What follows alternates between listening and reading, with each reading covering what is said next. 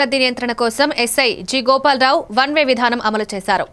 ఈ రోజు నుండి తదుపరి ఉత్తర్వులు వచ్చే వరకు అరకులోయకు విశాఖ, ఎస్కోట, విజయనగరం నుండి మాత్రమే వాహనాలు ప్రవేశించగలవన్నారు. అరకులోయ నుండి బయలుదేరేవారు పాడేరు ఘాట్ రోడ్డు ఉపయోగించాలని సూచించారు. పర్యాటకులు, ప్రయాణికులు ట్రాఫిక్ నియంత్రణలో పోలీసులకు సహకరించాలని ఎస్ఐ తెలిపారు. అలాగే సంవత్సరాంతరం న్యూ ఇయర్ ఉండడం వలన ఈ అరకు వచ్చే టూరిస్టుల సంఖ్య విపరీతంగా పెరిగింది. దీంతో ఘాట్ రోడ్లో మనకి లాస్ట్ 3-4 డేస్ నుంచి ట్రాఫిక్ సమస్యలు చాలా ఎక్కువగా ఉండేటప్పటికీ పోలీస్ డిపార్ట్మెంట్ వాళ్ళని ప్రయత్నిస్తూ ట్రాఫిక్ సమస్య లేకుండా చేస్తున్నాం. అయితే ఉన్నతాధికారులని దృష్టిలో పెట్టి అరకు ఘాట్ రోడ్ ఏదైతే ఉన్నదో దాన్ని మనం ఎస్కోట, వైజాగ్ నుండి పైకి వచ్చే వాహనాల కోసం వన్ వేగా వాడుతున్నాం. అలాగే టూరిస్టులు కిందకి వెళ్ళాలనుకునేటప్పుడు వైజాగ్, ఎస్కోట, విజయనగరం వాళ్ళు పాడేరు ఘాట్ రోడ్ వాడుకోవాల్సిందిగా కోరుతున్నాం. అలాగే ఇది వాళ్ళ టూరిస్టులు, ప్రయాణికులు ట్రాఫిక్లో ఇబ్బంది పడకుండా ఉండాలన్న సదుద్దేశంతో పోలీస్ డిపార్ట్మెంట్ వారు చేస్తున్నాం.